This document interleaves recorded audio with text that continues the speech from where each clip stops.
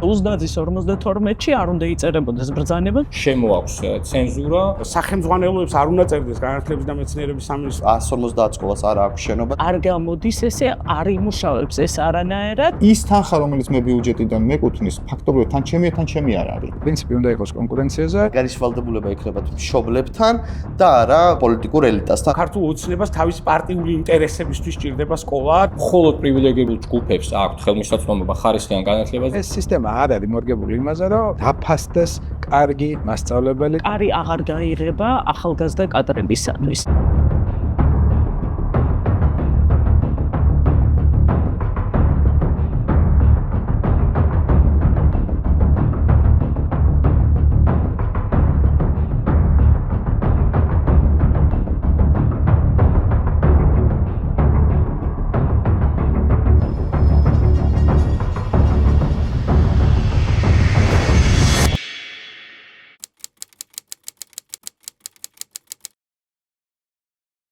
განათლების რეფორმის მთავარი პრობლემა არის, რომ ისინი, ვინც ამ რეფორმას ახორციელებენ, არ საუბრობენ იმაზე, რომ ეს განათლების ხარისხს გაუმჯობესებს. მთავარი პრობლემად გამოიკვეთა ის, რომ მაგალითად, ბევრი სტუდენტია თბილისში, ის რომ ბევრი თანხა იხანჯება განათლებაში და არც ერთ შემთხვევაში ის, რომ განათლების ხარისხი გაუმჯობესებს. ამიტომ ამაზე საერთოდ არ საუბრობენ. ეს არის მისი მთავარი და პირველი პრობლემა.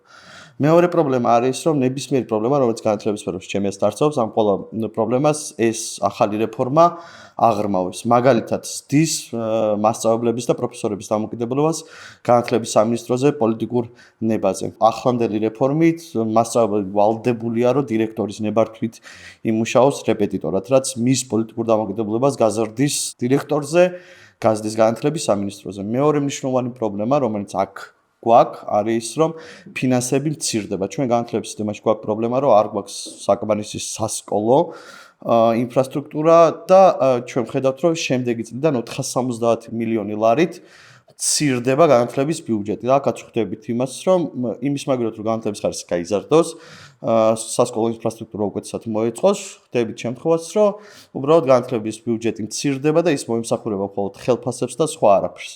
მესამე ძირითადი პრობლემა არის ის, რომ განათლების ხარისხის გაუმჯობესება ისევ არ არის პრიორიტეტული და სასკოლო, საბაკალავრო და სამაგისტრო საფეხურზე ჩვენ ხედავთ, რომ 3 წელი მცირდება სწავლების დრო.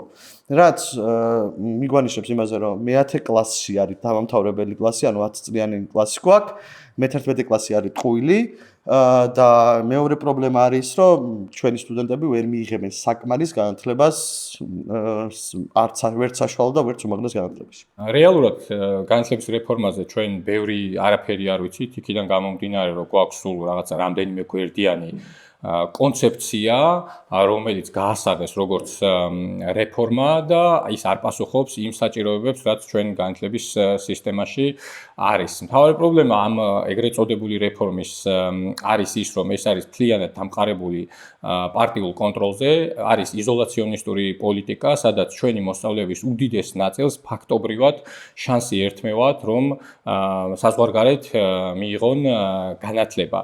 გარდა ამისა, ჩვენ გვაქვს პრობლემები ხარისხთან და ხელმისაწვდომობასთან დაკავშირებით და გვეუბნებიან, რომ ფორმალური განათლების 3 წლით შემცირებით, ანუ 1 წელი აკლდება სკოლას, რეალურად 2 წელი აკლდება, 1 წელი აკლდება ბაკალავრიატს და 1 წელი მაგისტრატურას, ამით თითქოს რაღაცნაირად ხარისხი გაიზრდება. საუნივერსიტეტო დონეზე იზღუდება უნივერსიტეტების ავტონომია, როდესაც არავის უკითხავს მათთვის რეალურად რა ტიპის გამოწვევები აქვს და რა ტიპის ჩარევები სჭირდებათ და ჩვენ ბიუჯეტსაც რო შევხედოთ, გვეუბნებიან, რომ რაღაცა ტიპის მნიშვნელოვანი ცვლილებები გატარდება, მაშინ, როდესაც ბიუჯეტი მცირდება. შესაბამისად, შეგვიძლია ვთქვათ, რომ ეს იქნება აბსოლუტურად დამანგრეველი რეფორმა, კონტროლზე და ცენზურაზე დამყარებული, როდესაც პარტია იქნება მთავარი შემოქმედი, მაგალითად, სახელმძღვანელობის პოლიტიკის. თვითონ ისინი დაწერენ, მაგალითად, ყავთ მათ შერჩეული კონკრეტული ჯგუფები, რომლებიც შეიმუშავებენ, ვთქვათ, ისტორიის სახელმძღვანელოს და რა ჩაიწერება იმ ისტორიის სახელმძღვანელოში, კარგად ვიცით. ამიტომ ეს ეგრეთ წოდებული რეფორმა არის საზოგადოების კონტროლზე მიმართული და არანაირი გაუმჯობესება სამწუხაროდ მას არ ექნება. ზოგადად რეფორმის შესახებ და ზოგადად ქართული ოცნების დამოკიდებულების შესახებ განათლების პოლიტიკის მიმართ ვიცი ძალიან ბევრი, იმიტომ რომ უკვე ბოლო 5 წლის განმავლობაში ძალიან ფორსირებულად ქართული ოცნება ცდილობს გამოიყენოს განათლების სისტემა საკუთარი ძალაუფლების შენარჩუნებისთვის და არა იმისთვის, რომ ჩვენი შვილები განვითარდნენ, საზოგადოება განვითარდეს, ჩვენ შვილებს კონდეს უკეთესი მომავალი, იმიტომ რომ განათლება, როგორც მოგეხსენებათ, არის საშუალება იმისი, რომ იმ ადამიანებმა, რომლებიც არიან დაბალი სოციოეკონომიკური სტატუსის მქონეები, მათ აიმაღლონ სტატუსი, უკეთესი სამსახური იშოვონ და მათი ცხოვრების ხარისხი გააუმჯობესდეს. თუმცა ეს ქართულ ოცნებას არ აინტერესებს, ქართულ ოცნებას აინტერესებს მხოლოდ ძალაუფლების შენარჩუნება და ამისთვის ინსტრუმენტალიზაციას ახდენს როგორც უმაღლეს განათლებას მიერგა და დიდი ხანია უკვე ზოგადი განათლების სისტემას. ეს ორი საკითხი შეუთავსებელია, საგანმანათლებლო მიზნების მიღწევა და განათლებული ახალგაზრდების აღზრდა და ძალაუფლებისთვის განათლების სისტემის გამოყენება, ეს ორი რამე ერთმანეთისთვის შეუთავსებელია. აქედან გამომდინარე, ჩვენ უნდა კარგად გვესმოდეს, რომ ქართული ოცნება აი ამ ეგრეთ წოდებული დეფორმაციით განათლების სისტემით ახდენს ჩვენი შვილების მომავალის ფაქტიურად წართმევას და იმ საშუალების წართმევას, რომ ჩვენმა შვილებმა ცხოვრება გაიუმჯობესონ და იმ სოციალური სტატუსიდან ელევაცია მოახდინონ და უკეთეს მდგომარეობაში და უკეთეს პირობებში იცხოვრონ და შესაბამისად საზოგადოებას განვითარდეს. ეს არ არის ქართული ოცნების ინტერესში და ეს ეგრეთ წოდებული რეფორმაც, რომელიც არის აბსოლუტურად პროფანაცია, ფაქტიურად, იმიტომ რომ რეალურად ის არც ერთ პრობლემას არ პასუხობს და ეს არის აი რა ვიცი, ყველა ერთ-ერთი თვალსაჩინო მაგალითად შეიძლება იყოს ამის დასამტკიცებლად ის, რომ მაგალითად ის, რომ დღეს არის ძალიან დიდი სოციალური ნაპრალი, სოციალური უთანასწორობა განათლების სისტემაში, აი ამაზე პასუხად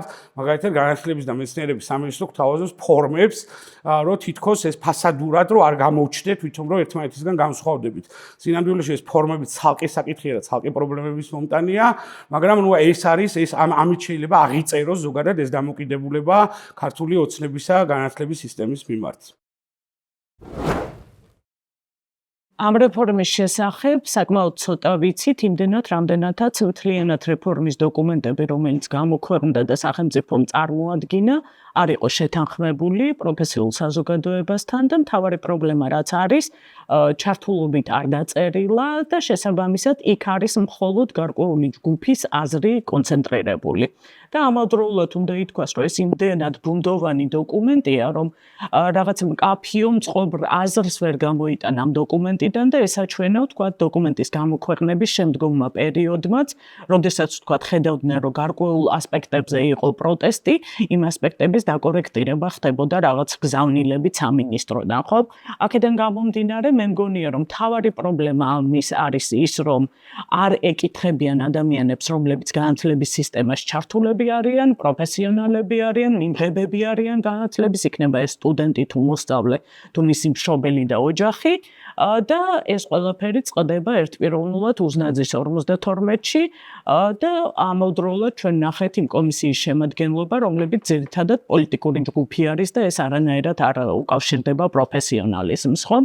შესაბამისად, უმაღლესის და ზოგადის რეფორმებს ვერ განვიხილავთ ერთმანეთისგან მოწყვეტით, იმიტომ რომ რაც ცალსახად ამ ორივეში ჩანს, ეს არის ხაზი, რომ დაქვემდებარება მოხდეს აი იმ თავისუფალი სივრცის, სადაც მეტნაკლებად კრიტიკული აზრი კიდევ არსებობს, დაქვემდებარება მოხდეს და შესაბამისად კონტროლი განახორციელოს სახელმწიფო და ამავდროულად მეორე რაც ჩანს, ეს არის რომ რეფორმა ყოველთვის საჭიროებს ერთგვარად ფინანსურ გამყარებას იმისათვის, რომ რაღაცნაირად ხარისხი გაუმჯობესდეს განათლებაში და ამ შემთხვევაში ბიუჯეტში ამას ვერ ვხედავთ, აბსოლუტურად არ არის ასახული და შესაბამისად მე იშვიათად შემხედრია რეფორმის დოკუმენტი, რომელიც არ ემსახურება რამენაირად მაინც ხარისხის გაუმჯობესებას და ამ შემთხვევაში ჩვენ ვხედავთ პირიქით სახსრების დაზოგვას, როგორც არის პირველ რიგში ზოგად განათლებაში, როდესაც ვლაპარაკობთ, რომ შემცირდება განათლების ვთქვათ ხანგრძლივობა რეალურად 10 წლის ზოგად განათლებამდე და მე-11 კლასი გვაქვს აბსოლუტურად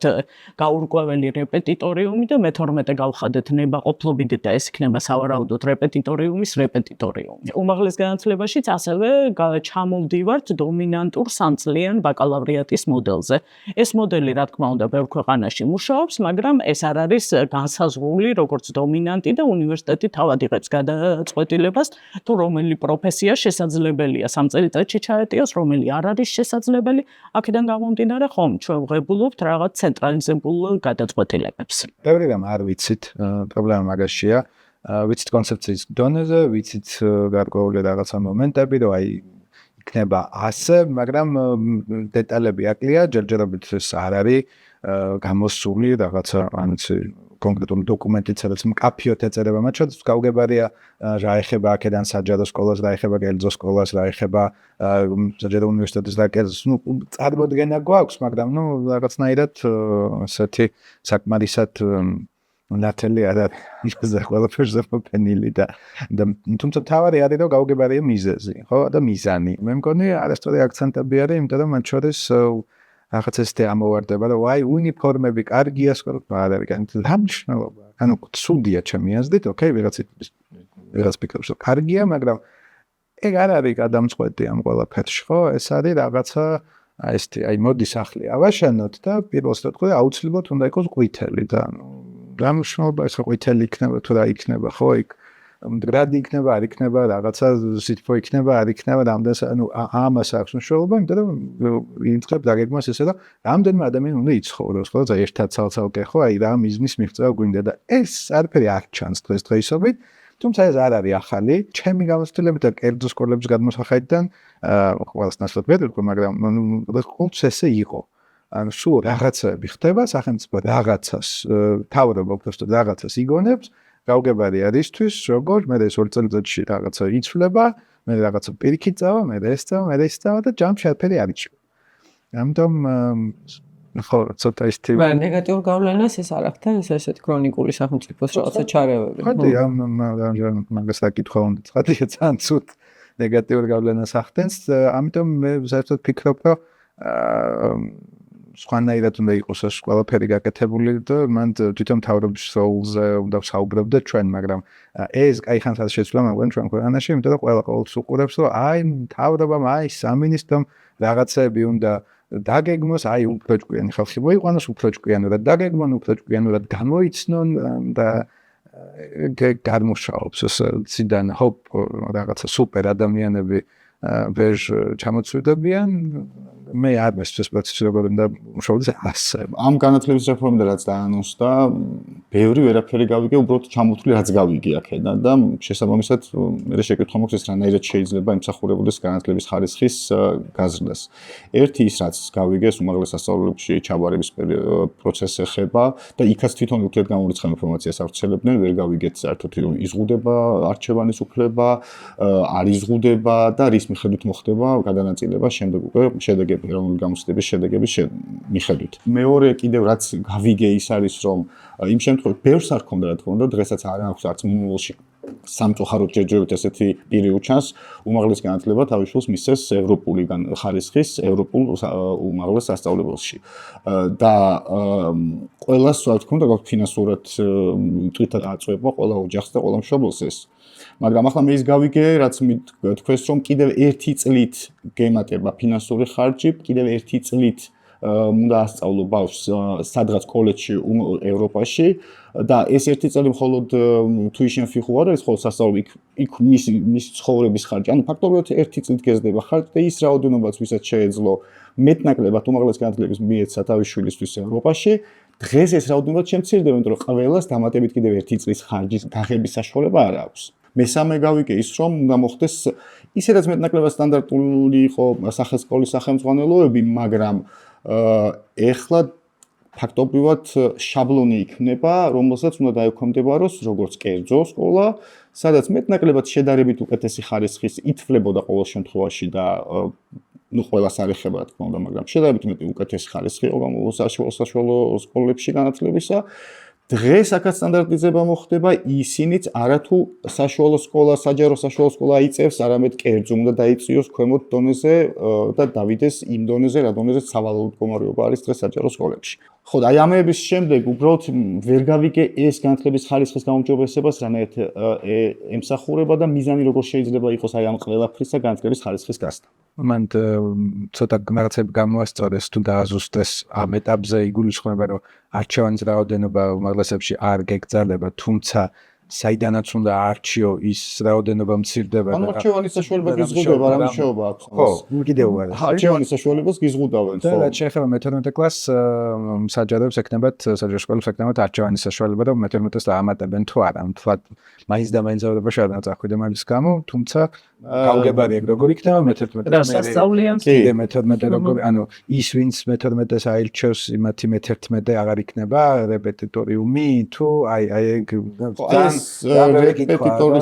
რეპეტიტორის ნაწილსაც ეხება კიდე საერთოდ რომ გავათავისუფლოთ ხა პოლიტიკური მდგენელისგან, თუმცა ყველაზე დიდი მე მგონი მან პოლიტიკური მდგენელი არის. ფაქტობრივად ჩემი და რეპეტიტორის შორის ურთიერთობაში და ეს რეპეტიტორი შეიძლება არც იყოს იმ სკოლის პედაგოგი, რომელ სკოლაშიც მე დამყავს ჩემი შვილი, იყოს სხვა სკოლის პედაგოგი და არც ვიცოდი საერთოდ იმის დირექტორი ვინ არის, არც არასდროს ცხოვრებაში შეხება მასთან არ მქონდეს.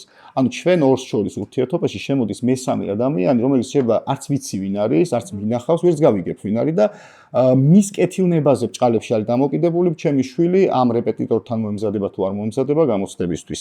და კიდევ ის რომ მის კეთილნებაზე ბჭყალებში განსაზღვრელი მის კეთილნების განსაზღვრელი არის სხვა ვიღაცა ზემოთ, რომელიც ასევე შეიძლება ფიზიკურად არც ვიცოდე ვინ არის. ანუ ფაქტობრივად იმდენი რაღაცა შემოდის, რომ მე თავისუფალი არჩევანის საშუალება მესმობა მშობელს და რაც მე უკვე რა თქმა უნდა ხა კონკურენცია ყველაფრის მათ შორის განათლების სფეროშიც ხარისხის გაზრდას ემსახურება, აქ საერთოდ ისპობა.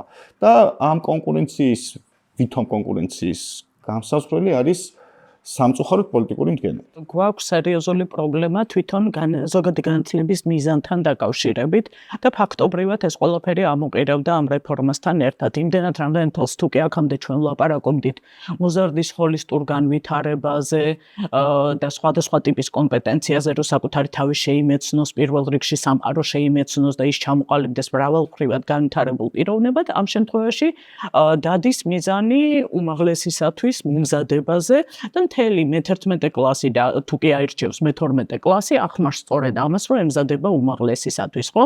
შესაბამისად, ეს ნიშნავს, რომ ჩვენ ჩამოვაკელით მოზარდს ძალიან მნიშვნელოვანი იმ ასაკში, როდესაც ის მზად არის შეიმეცნოს და ბევრად უფრო სიღრმისეულად ჩაწვდეს სხვადასხვა კონცეფციას, ჩვენ ეს პერიოდი შევუმცირებთ და ვამზადებთ მხოლოდ უმაღლესისათვის. საკმაოდ ხშირი არის მინისტრების, მოადგილეების ცვლილება, საშუალოდ წელიწადი და 2-3 თვე ჩერდებიან მინისტრები თანამდებობაზე და თითოეული მათგანი ცდილობს, რომ ეს რაღაცა დიადი რეფორმები წამოიწყოს მის პერიოდში.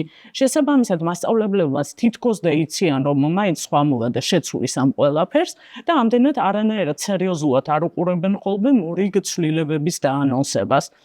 და ამ შემთხვევაში ელოდებიან, რომ ეს ყველაფერი ჩაივლის და ისინი უბრალოდ რეზისტენტულები არიან ნებისმიერი სახის ცვლილებისადმი. აქედან გამომდინარე, რაც არ უნდა კარგი მიზნები ქონდეს განათლებას, უნდობლობა იმდენად დიდი არის მასწავლებლებსა და სისტემას შორის, რომ ფაქტობრივად არაფერ კარგშიც ალბათ არ აყვებიან, გარკვეული ალბათ ერთეული მასწავლებლების გარდა. და ამ შემთხვევაში მით უმეტეს ჩვენ ვხედავთ ძალიან ბევრ საფრთხეს ამ რეფორმაში, რაც ჩვენ მოსწავლეებზე აუცილებლად აისახება და უშუალოდ თვითონ მასწავლებლებზეც აისახება. სხვა რომ არაფერი არ ვთქვათ, შინაარსობრივ ნაწილზე, საბაზო საშუალო საფეხურზე მყოფ მასწავლებლების სადღაც მესამედი საათებისა შემცირდება, იმიტომ რომ რეპეტიტორიუმში ქართული, ინგლისური, მათემატიკა, ისტორია დარჩება, სხვა საგნებზე უკვე ლაპარაკი ხო არ არის. შესაბამისად, მათ ეს საათები მცირდებათ და მათი ანაზღაურება პირდაპირ მიმული არის საათობრივ ანაზღაურებაზე. აქედან გამომდინარე, ძალიან ცუდ მდგომარეობაში ჩავარდებიან მასწავლებლები და მით უმეტეს ბიუჯეტში ჩვენ ამას ყველაფერს ვერ ვხედავთ, როგორ დაარეგულირებს და დააბალანსებს ამ საკითხს. მე როგორც სამი შვილის მშობელი, აქ ჩემი გადმოსახედიდან პრობლემა არის ის, რომ მოსწავლეს არ აქვს мотиваცია, დაკარგული აქვს мотиваცია. და ახლა რაც თქვენ ბრძანეთ, ეს мотиваცია მეორე მხრიდან პედაგოგისაც იკარგება. ანუ ორი უმოტივაციო სუბიექტი ხვდება ერთმანეთს სკოლაში და იქ რა ხდება მე უკვე ხო გასაგები არის რა შეიძლება უკვე გასაგები რა შეიძლება არც ერთ მხარეს რომ არ აქვს არანაირი мотиваცია და ეს პედაგოგის мотиваცია კიდევ უფრო მეტად მნიშვნელოვანი არის დაწყებითი კლასების ეტაპზე, იმიტომ რომ ბავშვისთვის ის ახალია და მას ესე мотиваცია ვეჯერ ვერ ექნება, უნდა მან შეუქმნას. და თვითონ мотиваციამ რომ უნდა შეუქმნას, мотиваცია მოსწავლეს. мотиваცია რო არ აქვს, ეგ არ არის ახალი, ეგრეა, სულ ეგრეა. მაგრამ ეს კიდევ მეტად გამძაფრდება, ხო? რატო გამძაფრდება? ნუ ნახავთ გამოჩნდება. ანუ ზავც ხელფას არ შეუმცირებენ. არიცით ხო? იქ ნუ თქვენს შეპირდნენ რომ არ შეუმცირებენ. არა შეიძლება დადგეს ასეთი არჩევანის წინაშე შემცირებული ხელფასს თუ საერთოდ უხელფასოდ ყოფნა. ამ შემთხვევაში რა თქმა უნდა შემცირებულ ხელფასს ამჯობინებს. ეს არის დამოკიდებული სინამდვილეში იმასთან თუ როგორი რეიტინგები იქნება წინა საარჩევნოდ, იმიტომ რომ ჩვენ ქვეყანაში მასწავლებლებს სკოლაშიც, რაღაც ბაღებში და შემდეგ, ანუ ძირითადად იყენებენ არჩევნებისთვის თავისი რაღაც ოჯახებში ხმების მოგროვებიანა, იქ რაღაც თემში აქტივობა, კომისიებში ჯდომა, ასე შემდეგ. შესაბამისად, დაკვეთა, მთავრობის დაკვეთა მე არ მახსოვს ოდესმე აი ზოგადად საუბრობ ხოლმე რაღაც ბოლო 5 წელი და მანამდე რა განსხვავებული იყო, ანუ ყოველთვის იყო სხვანაირი, ყოველთვის იყო რომ ანუ შენ იმიტომ კი არ ხარ რომ რაღაცა შედეგზე გაიყვანო შენი მოსწავლე, იმიტომ რომ მაგის მიხედვით ვინ გაფასებს. აი რა მექანიზმი არსებობს, თუნდაც ფორმალური ასრულებაზე არ შევაპარაკობ, რომ ეს გამოდის თუ არ გამოდის. აი რა მექანიზმი არსებობს, იმიტომ რომ აი შენ თუ არ ხარ კარგი მოსწავლებელი, აი რაცაც არ უნდა ნიშნავდეს ეს შენთვის, ეს რა კრიტერიუმიც არ უნდა იყოს, რომ შენთვის რაღაცა შეიცვლება. რა ანუ შემოვა როგორც ბრძანეთ სწორად რაღაცა სისტემა, აი რაღაც კრიტერიუმები უნდა აგროვეს, უნდა ქნა, ის უნდა ქნა, ბიუროკრატიული ამბავი აკეთებ, წერტილებს დასვა, რაღაცა დავსვით, გავაკეთეთ და მე 2 წელიწადში შეიცვლება, ოკეი, მე იმას მოვერგები, ნელ-ნელა სანამ რაღაცა და ჯამში არაფერი არ იცვლება, მაინც ხარ ეს მასწავლებელი, ანუ ამდენი მოსწავლე გაყოლება, იმდენი გაყოლება, ესე იქნება, ისე იქნება, არაფერი არ იცვლება. და ეს სისტემა არ არის მორგებული იმაზე, რომ დაფასდეს კარგი მასწავლებელი და დაფასდეს შედეგი, რომელიც გაქვს ბავშვებს. რეალური რეფორმა კაიხანი არ გქონია ჩვენ ეს რაღაცა ფასადური რაღაცები, ანუ რა ზოლაპარაკობთ, ანუ არაფერთან კავშირში არ არის ეს. ანუ რამე უნდა იყოს, რაც შეცვლის ამ რაღაცა პარადიგმას, რომ მასწავლებელი რომ მიდის კლასში, ის უნდა იყოს დაინტერესებული იმით, რომ იქ რაღაცა კარგი შედეგი დადგეს. განაგეთი ხალხი არ არის. მაგრამ მას გვია ენთუზიასტი. რომელიც ანუ მართლა არის რაღაცა აი ამ პროფესია შინაგანად არის ესეთი. თორე სისტემა მაკეთკენ ანუ არ მიყავ არ გიბიძგებს, მაგაზე მხარდაჭერა არ აქვს. და ნუ აი ეს ეგრე მუშაობს და ჩემი აზრით ეს ცენტრალიზაცია რომელიც არის რომ აი რეალურად გვაქვს ერთი სკოლა გვაქვს ქვეყანაში.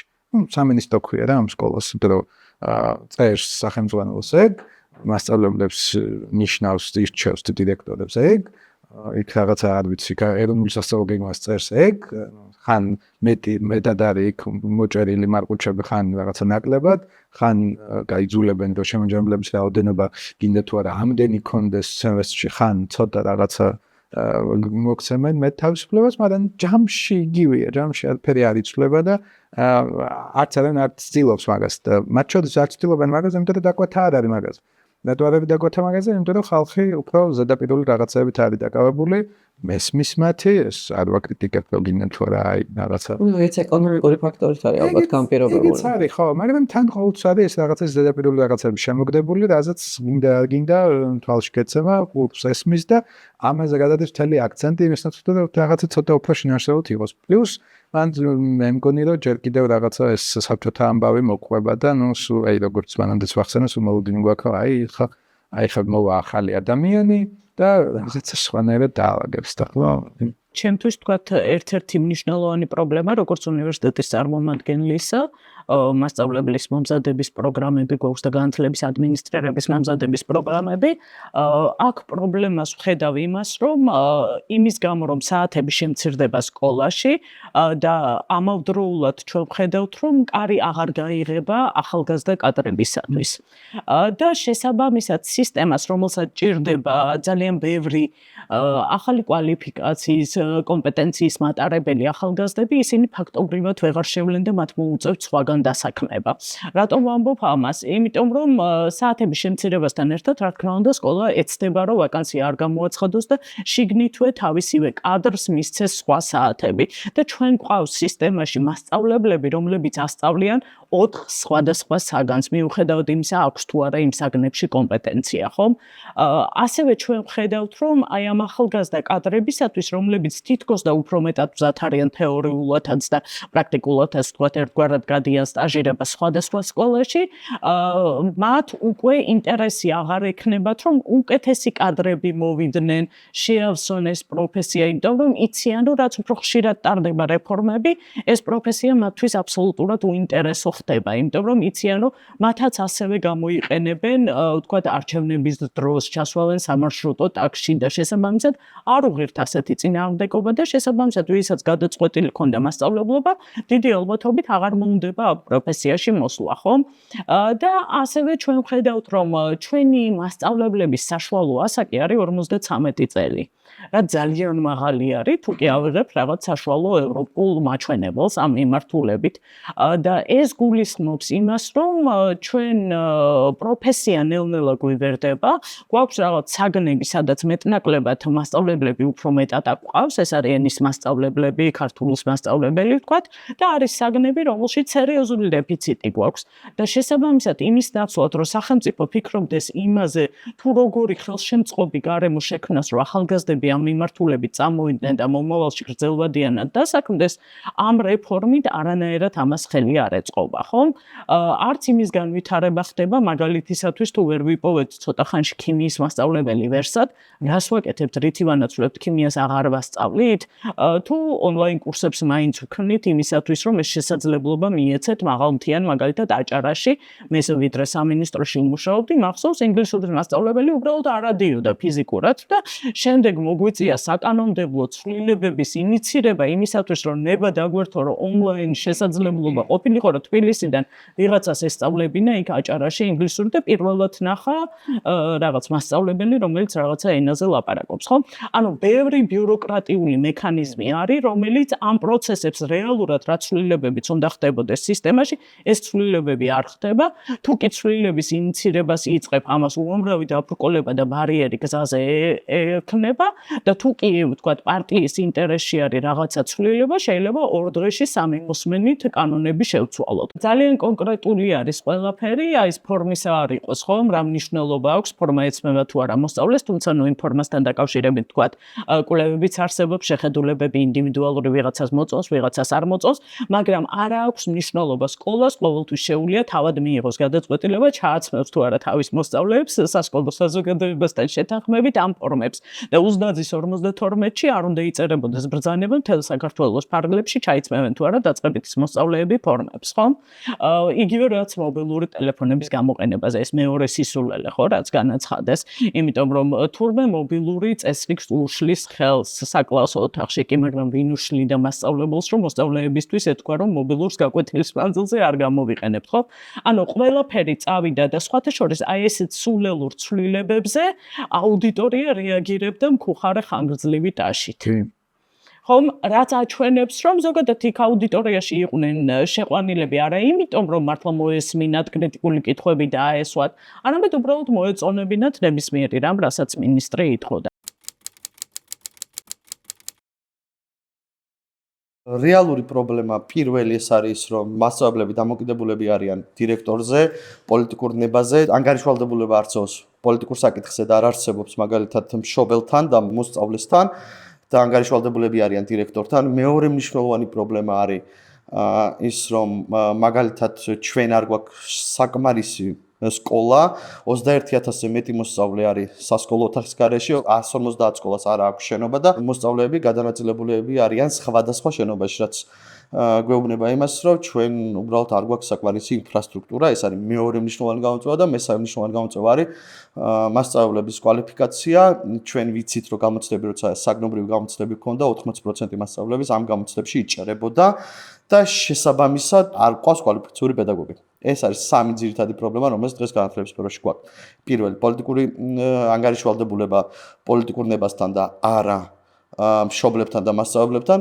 მეორე არასაკმარისი ინფრასტრუქტურა და მესამე ეს არის არაკვალიფიციური პედაგოგები. სასკოლო განათლების სისტემაში სამწუხაროდ ჩვენ გვაქვს ძალიან სერიოზული პრობლემები და დაწყებული ეს იქნება მოსწავლეთა აკადემიური მოსწრებით, ხარისხიან განათლებაზე ხელმისაწვდომობით, ინფრასტრუქტურა, რომელიც არის აბსოლუტურად განადგურებული, ჩვენი სკოლების ფაქტობრივად 60% საჭიროებს ან ახლიდან მშენებლობას, ან რეაბილიტაციას, საპირფარეშოები არის აბსოლუტურად მოუწესრიგებელი, არა აქვთ სპორტული ინფრასტრუქტურა და საბოლოოდ ჩვენ ვიღებთ იმას, რომ გვაქვს აბსოლუტურად უთანასწორო გარემო, როდესაც მხოლოდ პრივილეგირებულ ჯგუფებს აქვთ ხელმისაწვდომობა ხარისხიან განათლებაზე და ფაქტობრივად ჩვენი მოსწავლეების 95% ბედის ანაბარა არის მიტოვებული, ხო?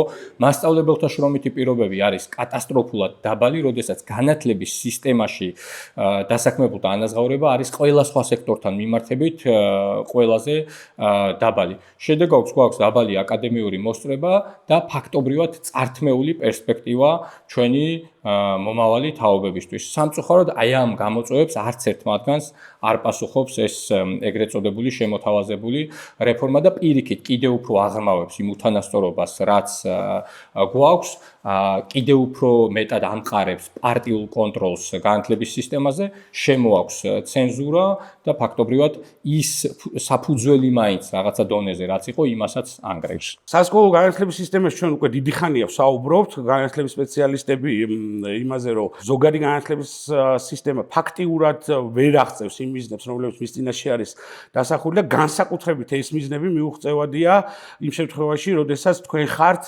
დაბალი სოციო-ეკონომიკური სტატუსის მატარებლები, ხართ გაჭირვებულები, ხართ საშუალო ფენის წარმომადგენლები, იმიტომ რომ სკოლა ვერ ახერხებს იმ ფუნქციის შესრულებას, რაც მასზე არის დაკისრებული და შესაბამისად ოჯახებს უწევთ აი იმ დანაკლისების კომპენსირება, რომელიც ამ შემთხვევაში სისტემამ დააკლო, ხო?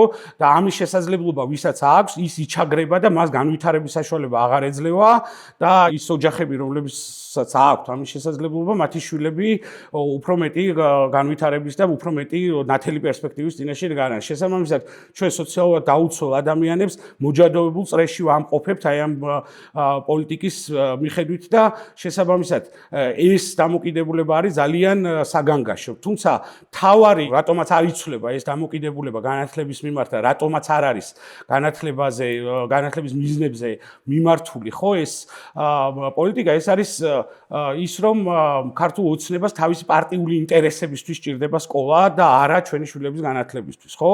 ესე იგი, დეპოლიტიზება სკოლის, ანუ პარტიული პოლიტიკის გავლენისგან დაცლა არის ერთ-ერთი უმნიშვნელოვანესი ფაქტორი, რაც არის გასათვალისწინებელი ამ მიმართულებით. ცხადია, იქ არის ყველა მიმართულებით პრობლემა, ეს იქნება ინფრასტრუქტურა, ეს იქნება სასწავლო პროგრამები, მასწავლებელთა კოჰორტის გაძლიერება, თუ მათი სახელფასო ანაზღაურების განვითარება, ფიზიკური ინფრასტრუქტურა, სასკოლო კვების არარსებობა და ასე შემდეგ და ასე შემდეგ. თუმცა ეს უკვე ძალიან ღრმა და ცალ-ცალკე ძალიან მნიშვნელოვანი საკითხებია, მაგრამ ყველაზე მთავარი არის ის, რომ ჩვენ ხელისუფლებას სჭირდება განათლების სისტემა და სასკოლო სისტემა მხოლოდ ელექტორალურ ფერმა ხმების მოსავლის ასაღებად და არა ჩვენი შვილების მომავლისთვის და ჩვენი შვილების განვითარებისთვის. სასწავლო დანაკარგებს უყურებთ არასერიოზულად. არა და სინამდვილეში ეს სასწავლო დანაკარგები ჩვენ მოსწავლეებს ძალიან დიდი აქვთ. მაგალითისათვის მსოფლიო ბანკის ანგარიში გვეუბნება, რომ ჩვენი მოსწავლეები 8.3 წელი იღებენ ხარისხიან განათლებას იმ მთელი წლებიდან გატარებული ფორმალურ განათლებაში, ხო? რაც გულისხმობს იმას, რომ ჩვენთვის ეს უნდა იყოს ამოსავალი და ყველაფერი უნდა გავაკეთოთ იმისათვის, რომ ფორმალურ განათლებაში წლები, რაც არიან მაქსიმალურად მიუახლოვოთ იმ წლებს მიღებული ხარისხიანი განათლება. ეს ეხება ზოგადად 12.9% არიან ჩვენი ახალგაზრდები ფორმალურ განათლებაში და აქედან 8.3 წელი იღებენ ხარისხიან განათლებას. ნუ კატასტროფული შედეგი გვაქვს, ეს მაჩვენებლები ერთმანეთთან ახლოს არ არის. და ამავდროულად ჩვენ გვაქვს ერთ-ერთი ყველაზე მოკლე სასწავლო წელი. სკოლაში. შესაბამისად, დღეების რაოდენობა არ არის სასწავლო წლის დიდი, იმიტომ რომ თქვათ დაშვება შეიძლება გავაკეთოთ, რომ თუ მეტხანს არის სკოლაში უფრო მეტად თქვათ იმტკიცებს რაღაცა ცოდნა, შესაბამისად მეტი საშუალება აქვს უფრო სიღრმისეულად რაღაც თემები შეისწავლოს, პლუს ემატება უამრავი ხელოვნურად შექმნილი რაღაც არდადეგებები, რომლებიც რაღაც საკანონმდებლო დონეზე შეგვაქვს და ემატება და უკვე ვეღარ ვხვდებით დასვენების დღეები სადა გვაქვს ხოლმე და რეალურად გამოდის რომ წლის მანძილზე აი ეს 20 დღე აკლდება საშუალოდ ჩვენ მოსწავლეს და თუ კი მთელი იმის დავამატებთ იმას რომ 2 წელი ისედაც ზოგად განათლებას მოაკლდა და ისედაც დღეების რაოდენობა ნაკლები გვაქვს ასევე შემცირებული საათები გვაქვს საჯარო სკოლებში იმიტომ რომ 2-3 წლაში არიან მოსწავლეები იმიტომ რომ ინფრასტრუქტურულად რეაბილიტაცია კეთდება გახანგრძლივებული დროით სკოლებში და შესაბამისად უწევთ სხვა სკოლებში შესვლა აქაც 35 წუთიან გაკვეთილებზე ვლაპარაკობთ რა უნდა მოასწროს მე წლების მანძილზე ვიყავი მასწავლებელი და წარმოუდგენელი არის შენ კრიტიკული აზროვნება შემოქმედებითი აზროვნება ის მნიშვნელოვანი კომპეტენციები განუვითარო შენ მოსწავლეს ამ 35 წუთის მანძილზე ხო რაც არ უნდა ფანტასტიკური მეთოდები გამოიყენო მოსწავლეზე ორიენტირებული ყველაფერი იცოდე ბრწყინვალე ჩვენ საგანშიც ბრწყინვალე იყო ვერაფერს ვერ გააკეთებ 35 წუთის მანძილზე. შესაბამისად, ჩვენ ვხედავთ, რომ აი ამ დანაკარგებზე არავინ სერიოზულად არ უყურებს და არავინ არ ფიქრობს, თუ როგორ უნდა აღმოფხვრას ეს დანაკარგები COVID-ის დროსაც იგივე ხდებოდა ჩვენთან სისტემაში. რეპეტიტორი ზოგადად მისი ფუნქცია, ჩემი გადმოსახედიდან რა არის, ხო? იმ პერიოდში, წინა წელს, სადამ აბიტურიენტი როდესაც არის, სანამ ჩააბარებს, რაც მან ისწავლა წესით, ხარისხიანად ისწავლა, ამ ყველაფრის აღდგენა და სისტემაში მოყვანა, რომ მოემზადოს ერთიანი ეროვნული გამოცდილება. ჩვენ შემთხვევაში რა ხდება? 4 წლის განმავლობაში ვარ უსწავლია ფიზიკა, იმ 1 წლის განმავლობაში თავიდან ბოლომდე სწავლობს ფიზიკას. რატომ? იმიტომ რომ აი ეს თქვენ თქვით საათების რაოდენობა, ხანგრძლივობა 35 წუთის განმავლობაში არაფერს სწავლება, იგივე ქიმია, უფრო ისეთ საგნებზე მაქვს საუბარი, რომელიც რატომღაც არაპოპულარულ საგნებად ითვლება, თუმცა მე თუ მკითხავ, ჩემი გადმოსახედიდან ქიმია, ფიზიკა ყველაზე ლამაზი საგნები არის, რაც კი შეიძლება არსებობდეს სკოლაში. ყველაზე ლამაზი საგანი და მაგის მასწავლებლები უფრო ჭირს. ვინმეს გინახავთ ალუმინი როგორ იწვის? მე მინახავს, იმიტომ რომ ცდებს ატარებდნენ ჩემ დროს. და ეს სპეციალურად მე ვერ წარმომედგენ ალუმინი როგორ შეიძლება იწოდეს. იმიტომ რომ ალუმინის ქვაბი ვიცი რომ დგას გაზზე და არ იწვის. მაგრამ ალუმინი აი კაცანით როგორ იწვის, ეხლა ყურში მაქვს. ჭექაკუხელი დღესაც რო გონიათ ბავშვებს და მე მგონი დიდებსაც ღრუბლების შეჯახება არის სიამდვილეში რა ხდება ეს გინახავთ მე მინახავს როგორ ხდებოდა ამის ცნით ჩატარება ანუ ამის ვიზუალიზაცია არ ხდება და დღეს ბავშვი მეკითხება რაში შეიძლება დასჭირდეს მაგალითისთვის კვადრატული განტოლების ამოსვლისას დეტერმინანტის ცოდნა არის ის ადამ ბავშვმა მე ეს რაში შეიძლება გამოიყენოს რაში შეიძლება ცხოვრებაში რეალურად დასჭირდეს ჯერ რა თეორიული ხარისხის თეორიულ ცოდნას ღებულობს და მე ისიც არის ეს რაში შეიძლება ცხოვრებაში რეალურად მას გამოადგეს. 3 შვილიდან 2 ერთ სკოლაში დადის, 1 სხვა სკოლაში დადის. რატო? მარტო ის არ არის საჯარო სკოლაში უნდა გაგიმართლოს. უნდა გაგიმართლოს იმ საჯარო სკოლაში კონკრეტულ პედაგოგებსაც. და აი ამ ასე ვთქვათ კომბინაციების გადაწყობით მივიღეს ოპტიმალური ვარიანტი და აქედან როგორ არის მართალია რომ 2 ერთ სკოლაში დადის, 1 სხვა სკოლაში დადის, მაგრამ ის 2 რომელიც ერთ სკოლაში დადის ნომრით იმ სკოლაში 2 სხვადასხვა ლოკაციაზეა. რატო? იმიტომ რომ რაც თქვენ ახსენეთ, რემონტი, რომელიც წესით უნდა დასრულდეს მალე, მაგრამ ჯერჯერობით დასრულდება და ასე შემდეგ. ანუ სხვადასხვა ლოკაციაზე 2 სხვადასხვა სკოლაში დადიან. მაშინ როდესაც შეიძლებოდა რომ ერთგანეულოდ დაუშვათ, ხო? და არ ყოფილიყო ის ხარვეზები, რა ხარვეზების დღეს არის. ჩემზე მაგალითად ეს ასე აისახა ძალიან ყოფითად რომ ახსნა. და არის კარგი განათლება, ხო? აი თქვენ ცოტა სხვებოდით პრაქტიკაში გამოყენება, ასე შემდეგ. რა არის ყველაზე გავრცელებული მოდელი დღეს სწავლების? აი რა ხდება რეალურად კლასში. აგერ არის წიგნი, მე შენ გიყვები, მე მასწავლებელი, გიყვები რომ აი წიგნში დაწერია, მე გეუბნები წადი სახში წაიკითხეს და შემდეგ გაგოთხოვზე მოხვალ და მოყვები. და მე გვიყვეს რომ რაღაცა რა არიციან არ აინტერესებთ არ არის განათლება ანუ ეს დედოფალი ვიქტორიას დროს შეიძლება ყოფილიყო ეს განათლება ბრიტანეთს და სტანდარტიზაცია ჭირდებოდა საგანმანათლებლო პროგრამების მთელს მსოფლიოში ხო და მთელი იმპერია ეგეთი იყო ანუ ჩვენ ბოლო 3 წელია ვლაპარაკობთ იმაზე ხელოვნური ინტელექტის ინტეგრაცია როგორ მოახდინოთ გაკვეთილებში რომ თან გორედათ არ გამოიყენოს მაგრამ თან იცოდეს თუ ინსტრუმენტია და კარგად როგორ უნდა გამოიყენოს მოსწავლემ რაში დაჭირდება როგორ რანაირად და რაღაცაზე იმაზე მივდივარ და თან მაინც ამ ბევრი გამოწვევა მაინც ბევრია სამუშაო არ ვარ გვაყოფილები მაგრამ მინიმუმ ამოცანები ისეთი დგას თანამედროვე და კარგი და ჩემი აზრით სწორი მოვისმინეთ ჩვენ პოლიტიკოს საზრდებში რომ აი არის პრობლემა რომ მეტი ფულია დასახარჯი ან რაღაცა განსაკუთრებით ეს მესმის ლოკალს თავისი აზრი აქვს მაგრამ განსაკუთრებით ეს მემარცხენე იდეები რომ აი რაღაცა პროფკავშირია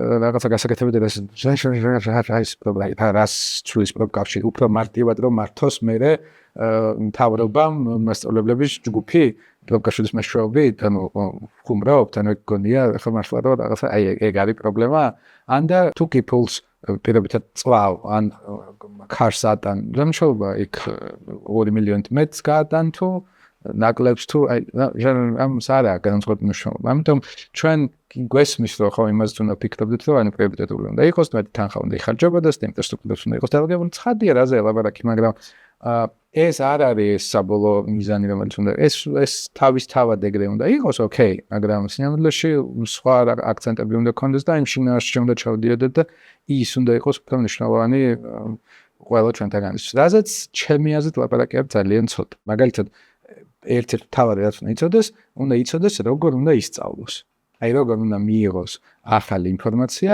გადაამუშავოს ის რომ იქიდან რაღაცის ანალიზის შექმნის შესაბამისად განვითარება და ეს იქნება ქიმიის მეშვეობით ფიზიკის ბიოლოგიის თუ არ ვიცი რაღაც ასტრონომიის ან რაღაცა მშობა არის ღია გადასახადს ვატარებ ხოლმე მოდიან მშობლები მოყავთ ბავშვები და ჩვენ თეორიულად საუბრობთ და პრაქტიკულადაც 13 წლის შემდეგ რა იქნება სამყარო? არ ვიცი როგორ იქნება სამყარო, იცვლება, ხო? ანუ ჩვენ შევხვდით 13 წლის წინ როგორი იყო სამყარო, ну, სხვანაირი იყო.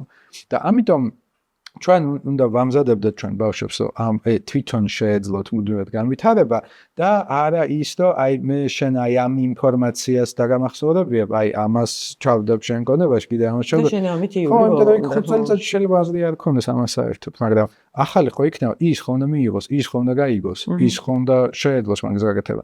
საშუალო სტატისტიკურად ახლა ჩვენ გვაქვს 4 პროფესია ჩვენ კარიერაში. ხო, ადრე თუ იყო ხო ეს რაღაცა მექანიზმი, რომ სკოლა, მერე ვიცით სპეციალობით უნივერსიტეტი, ეს მნიშვნელოვანია, რომ ვიცით სპეციალობით, იმიტომ რომ ნახეთ ერთი მხრივ ჩვენ ვამცირებთ ამ მასაკს ამ რაოდენობას, ანუ ვამბობთ რომ მე-11-დან უკვე უნივერსიტეტში უნდა წავიდნენ და ამავდროულად ჩვენ ეს განათლება ბაკალავრიატი უკვე ძალიან საკმაოდ ვიწრო გვაქვს. ხო, ანუ ისე არ არის, რომ მე აი ჯერ ზოგად საგნებს სწავლობ და მე 2 წელიწადში აღმოაჩინე, რომ არა, პოლიტიკის მეცნიერება კი რა იდეოლოგია უფრო მიზიდავს, იმიტომ რომ აი რაღაცა არის უკეთესი საექსპერიმენტო ბაზა დამხვდა და აი რაღაცა მომეწონა და რაღაც არა ვეღარ ცვლი. მორჩა ეგ ნაწილი. ამიტომ ჩვენ ვამბობთ, რომ შენ მოდი კიდე 1 წლით ადრე მიიღე, მოდი გადაწყვეტილება, რომ სად მიდიხარ და რაღაცნაირად რომ აი თელი შენი კარიერა მაგაზე უნდა ააწყო და ეგრე არ ხდება.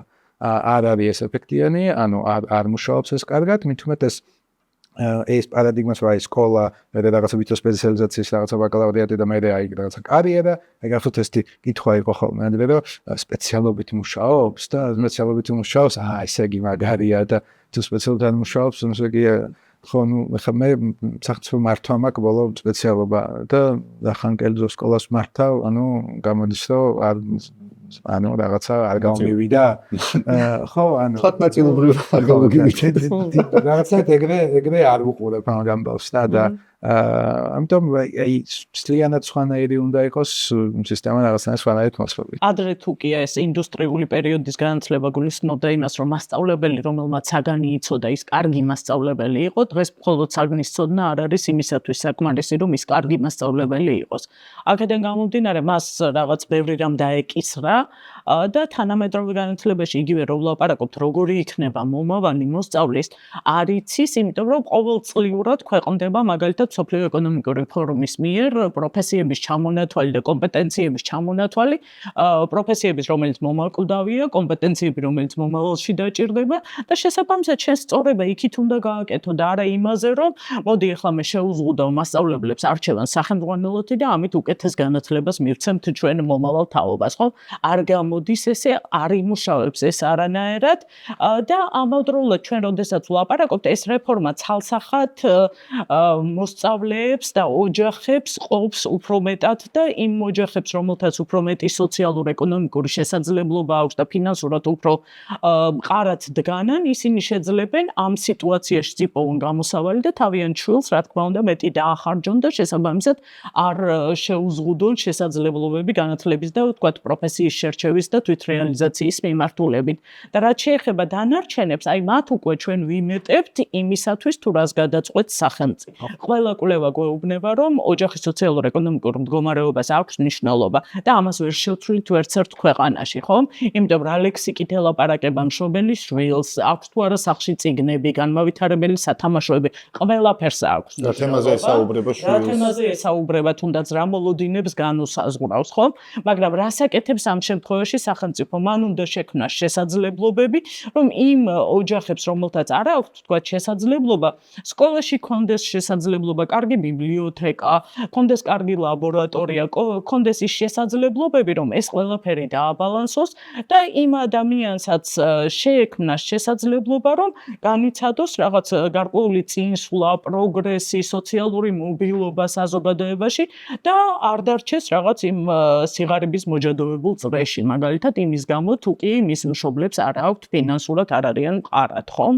აქედან გამომდინარე, ხომ, სკოლას აქვს მეტი დატვირთვა, ვიდრე ჩვენ წარმოგვიდგენია და ეს სიტუაცია, რომელიც ლაპარაკობს იმას, რომ მე კიდევ უფრო შევამცირებ ფორმალურ განათლებაში გატარებული წლების რაოდენობას, კიდევ უფრო აზიანებს და კიდევ უფრო ამ ნაპრალს აღარმავებს. ჩემი სახელმწიფოს ეგად შეუძლია.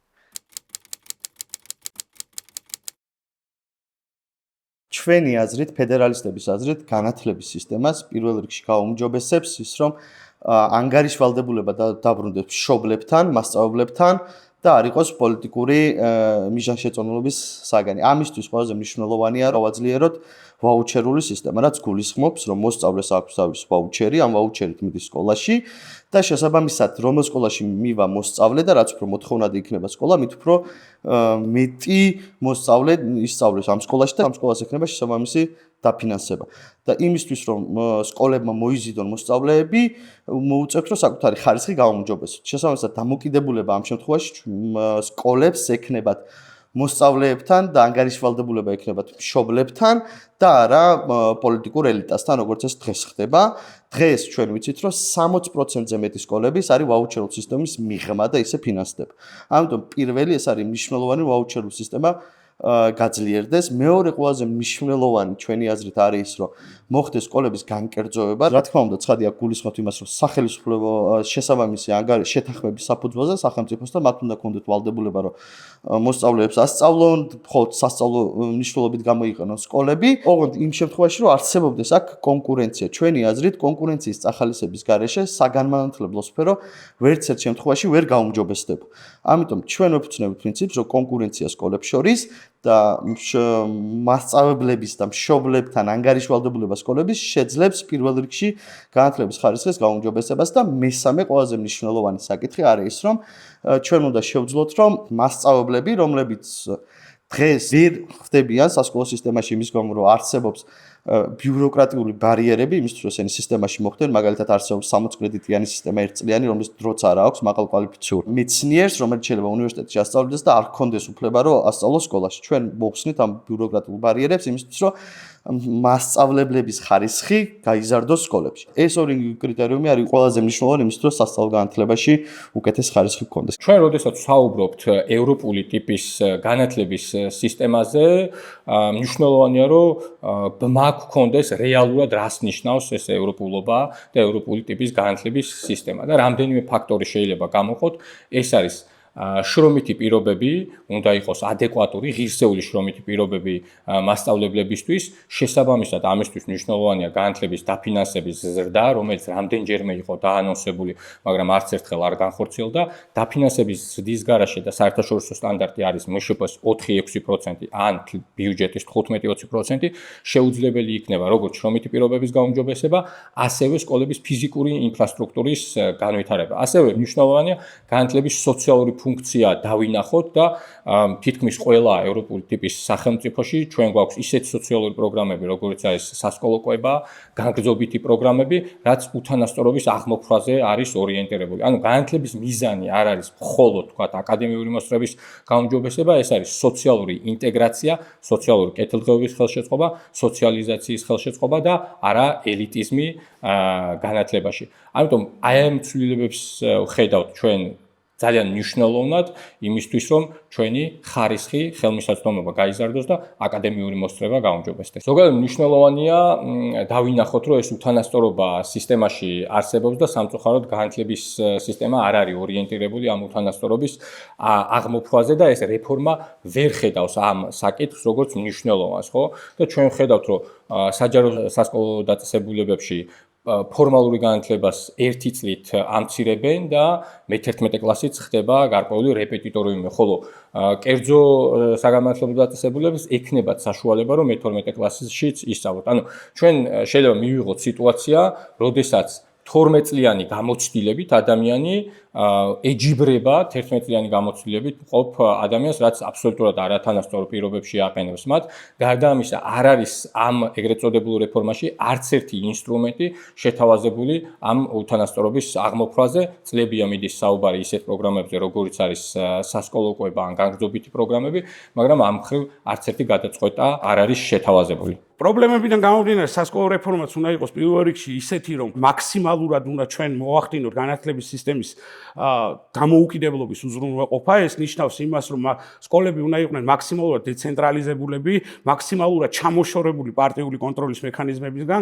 განათლების სამინისტროს უნდა ქონდეს მხოლოდ მხარდაჭერის ფუნქცია და არა მაკონტროლებელი და რაღაცა სადამსჯელო ორგანიზაცია და არ უნდა იყოს და ის არ უნდა აკეთებდეს განათლების და მეცნიერების სამინისტრო არ უნდა აკეთებდეს იმ საქმეს, რასაც უნდა აკეთებდნენ მასწავლებლები, სკოლები, მოსწავლეები, მშობლები, უმაღლესი სასწავლებლები, მასწავლებელთა საგნობრივი ასოციაციები და ასე შემდეგ და ასე შემდეგ. სახელმძღვანელოებს არ უნდა წერდეს განათლების და მეცნიერების სამინისტრო. ამ სახელმძღვანელოების შექმნაში უნდა იყვნენ ჩართული სპეციალისტები, თვითონ მასწავლებლები, უმაღლესი საგანმანათლებლო დაწესებულებები, გამომცემლობები და ეს მრავალფეროვნება და კონკურენცია და სხვადასხვა მეთოდებზე აგებული სახელმძღვანელოები გაცილებით უფრო მეტ შესაძლებლობებს ქმნის. ეს ერთ-ერთი მაგალითი არის იმის აღწერად, რომ დეცენტრალიზაცია და განთავისუფლება განათლების სისტემის რატო არის მნიშვნელოვანი.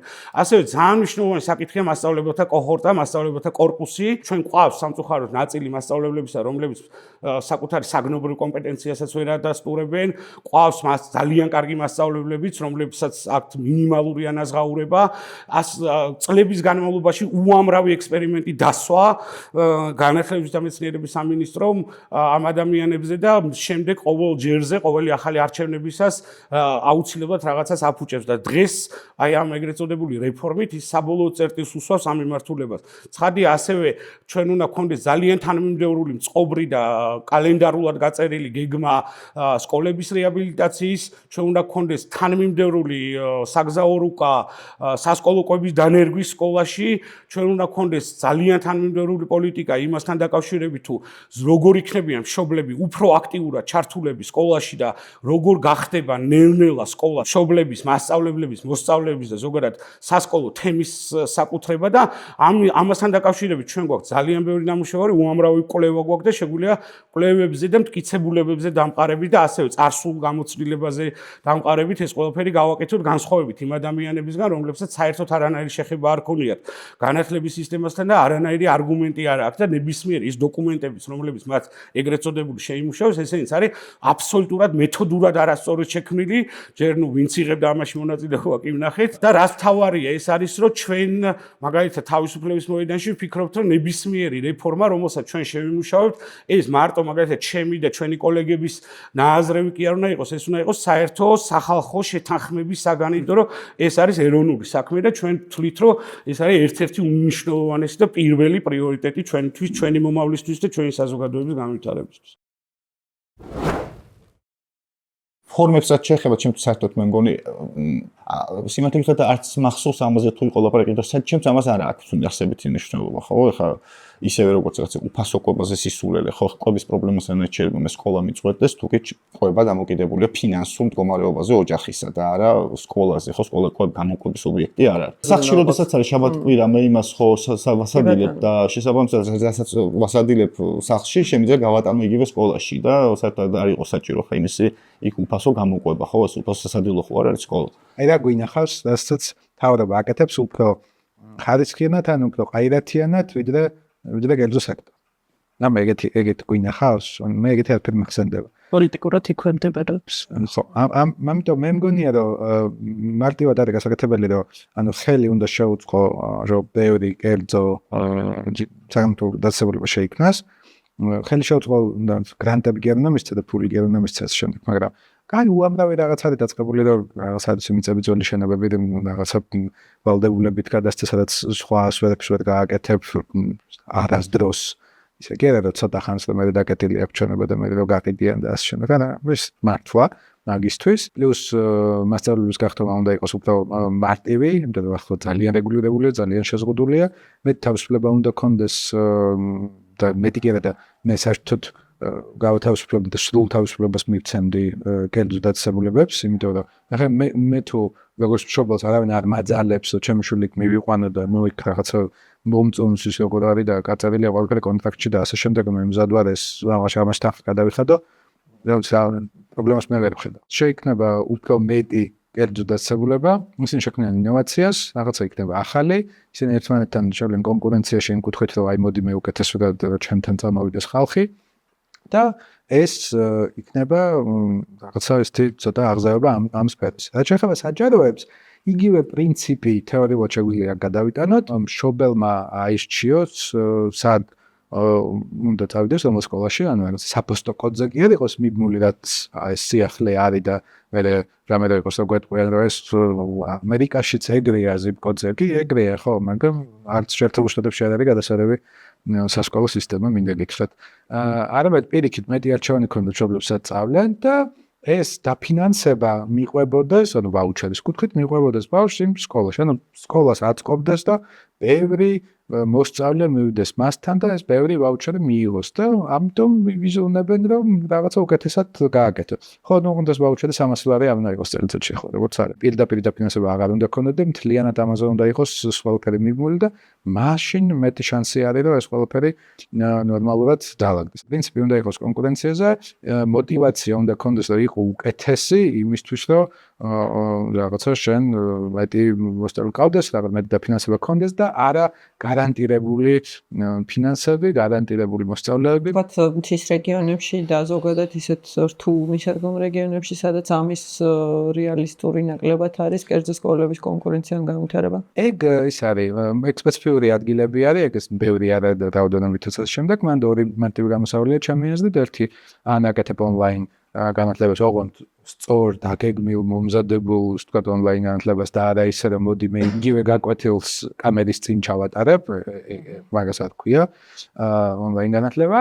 ან მეორე, ან მეორე, იმიტომ რომ კომბინაციაც შეიძლება ამის გაკეთება, აკეთებ ეგრეთ წოდებულ boarding school-ებს, სადაც ცხოვრობენ კიდევაც რჩებიან ბავშვები და შეკრებ რაღაც რეგიონულ ცენტრში, სადაც 3 ბავშვი ამ სკოლიდან, იმიტომ რომ სულ მაგდენია მან, არის 4 აქედან, 2 იქიდან და ერთად არიან, კლასიც გამოდის, კარგი ერთი კონცენტრირებული ინფრასტრუქტურა, უფრო იაფიც კი გამოვა მე მგონი ეს ვიდრე ცალ-ცალკე ყველგან ამის კეთება, სწორი მასწავლებელი, სწორი პროგრამა და ეს იმუშავებს ესე.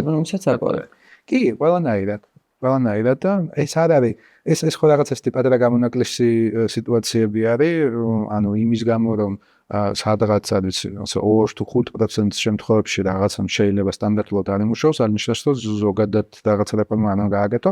ამას უბრალოდ ცალკე გამოსავალი უნდა მოუფიქრო. დღევანდელი მასწავლებელი, რომელიც სოციალურად დაუცველი არის აბსოლუტურად, მისი ანაზღაურება, ვთქვათ, ახლა გამოქვეყნდა და ბოლოზე ამ ბოლოდან მეორე ადგილზე არის პროფესიების მიხედვით ხოლმე განათლება, რომელშიც საშუალო უხელფასზე ბევრად უფრო დაბალია ხოლმე ხელოვნების კუთხით კიდევ უფრო დაბალი მასწავლებლები. და მოდით აი ხა შევხედოთ ამ ყველაფერს რა რისი გაკეთება უწევს მასწავლებელს. რეალურად მასწავლებელს ჭირდება იმისათვის რომ ეს თუნდაც ის ანაზღაურება აიღოს რაც დღევანდელ დღეს არის, მას ჭირდება უამრავი საათის ჩატარება, მაგალითად 24 კონტაქტური საათის ჩატარება, რაც გულისხმობს რომ თუ კი შენ ხარ ფიზიკის, ქიმიის, გეოგრაფიის მასწავლებელი, კვირაში 2 საათი დატვირთვა გაქვს, შენ გიწევს ურთიერთობა 300-მდე მოსწავლესთან კვირის მანძილზე. და წარმოუდგენელი არის ზოგადად, როდესაც ვლაპარაკობთ, რომ ინდივიდზე მორგებული უნდა იყოს, შენ მას ინდივიდუალურად უნდა იცნობდე, იცოდე მისი პიროვნული განვითარების თავისებურებები, იცი როგორ უნდა мотиваცია გააკეთო, მისი როგორ უნდა დაეხმარო, ხომ? 300 მოსწავლეზე რომ ვლაპარაკობთ, ალბათ ძალიან რთული არის სახელიც კი დაიმახსოვრო მოსწავლეს და ვერ მიმართავ სახელით, ხო? ასეთ მდგომარეობაში არის ჩვენი მასწავლებლების უმრავლესობა, იმიტომ რომ მათ ეს ანაზღაურება აიღონ, ხო?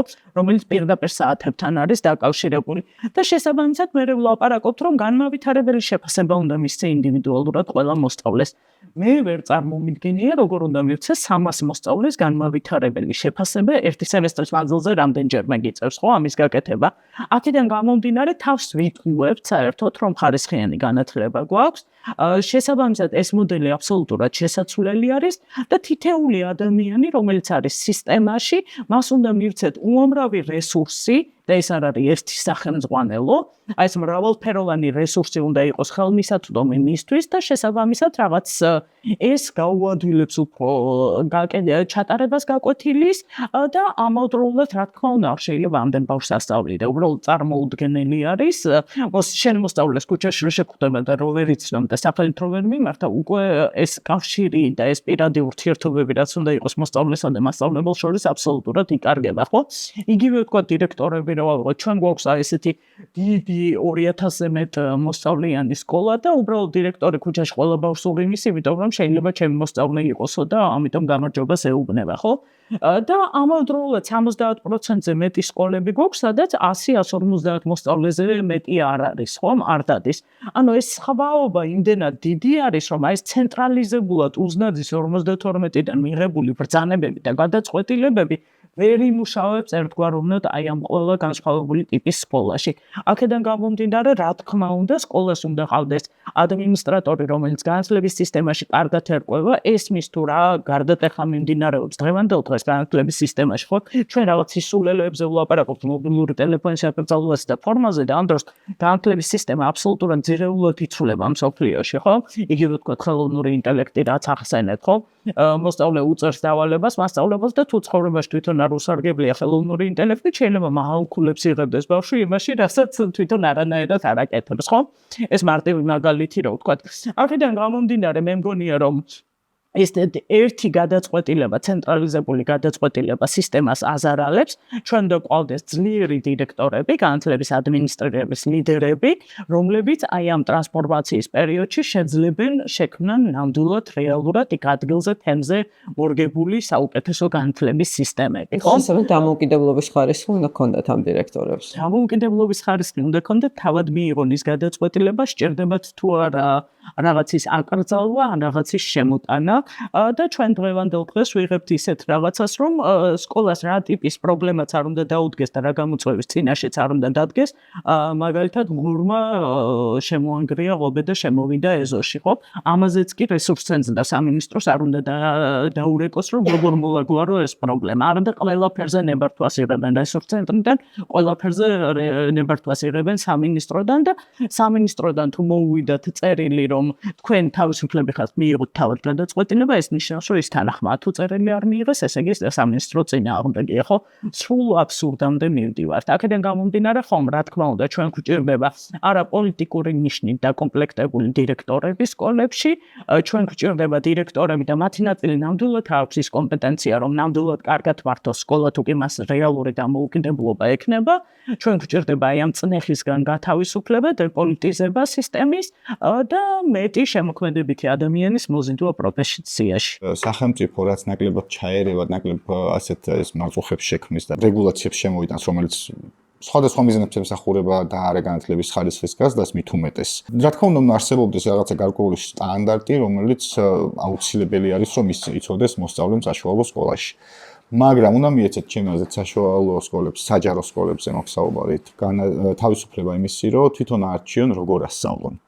რა უნდა ისწავლებოდეს ჩემი აზრით, ალბათ საჭირო არის, რა თქმა უნდა, ამისი სტანდარტული არსებული მინიმუმი სტანდარტი. ისიც კი როგორ უნდა ისწავლებოდეს და იმის ზემოთ რა უნდა ისწავლებოდეს, ჩემი აზრით სჯობს, რომ ეს განსაზღვროს თავად სკოლამ.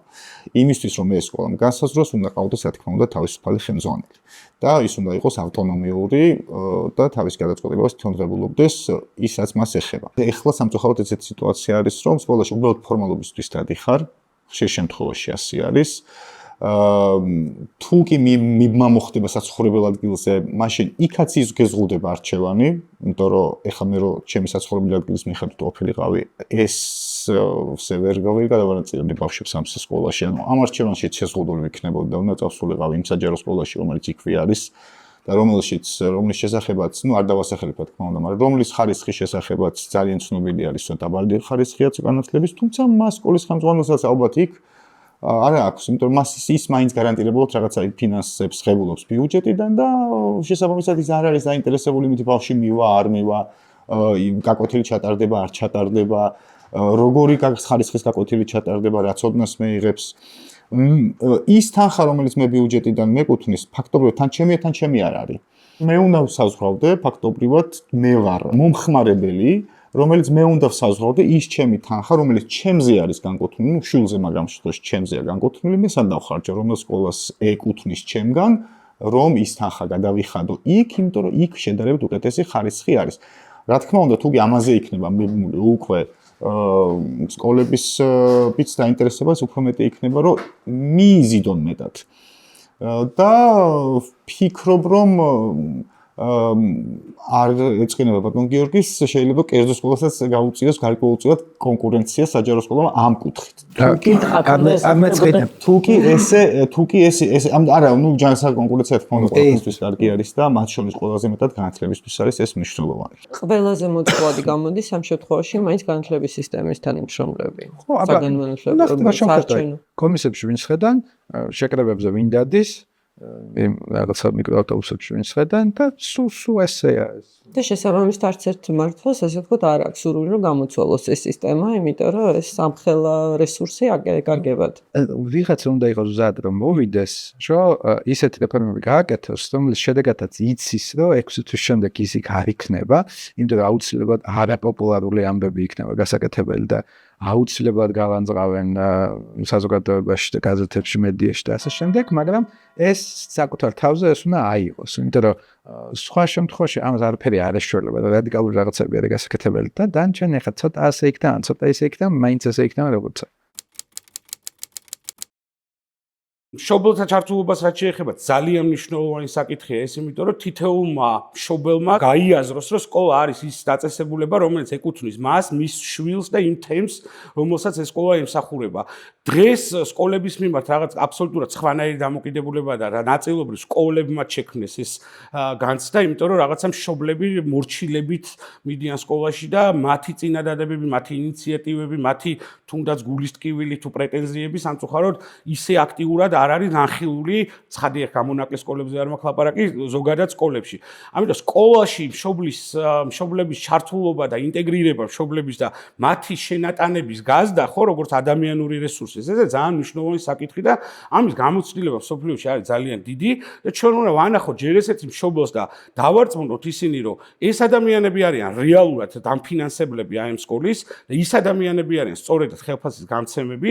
ჩვენ იმაზეც კი ვფიქრობდით ადრე, რომ ეს ვაუჩერი ფიზიკურად დაგვებეჭდა, რომ მშობლისთვის ხელში მიგვეცა და მას მიეტანა ფიზიკურად სკოლაში, რომ ის განცდა მაინც ქონოდა, რომ რაღაცა გარკვეული ფინანსური შენატანი აქვს აი ამ სკოლაში და მეტის მოთხოვნა შეუძლია. იმიტომ რომ აი ამ ჩართულობის, აი ამ განვითარებაზე ორიენტირებულ გარეშე ჩვენ ვერ განვავითარებთ სკოლებს და ინსტიტუციებს. თან კიდე გასათვალისწინებელია, რომ მაგალითად სხვადასხვა თემში სხვადასხვა საჭიროებებია. და აი ამ სხვადასხვა თემა ეს საჭიროებების ამ საჭიროებების იდენტიფიცირება უნდა მოახდინოს და აი ამაში შეიძლება რომ რაღაც აი კონსულტანტებით დაეხმაროს განათლების სამინისტრო და იქ რაღაც ინსპექტორები და ჯარისკაცები კი არ უნდა გაუგზავნოს. აი ეს უნდა იყოს განათლების სამინისტროს რო. ანუ მოახდინოს რაღაც აი ამ პრობლემების იდენტიფიცირება და შემდეგ მშობლების, მასწავლებლების, სკოლის ადმინისტრაციის, მოსწავლეების, ადგილობრივი თვითმმართველობის ჩართულობით ეს პრობლემები მოაგვარონ და ან კონკრეტული პროფილები ან აქცენტები გააკეთონ სკოლებმა თავთავისი საჭიროებების და ინტერესების მიხედვით.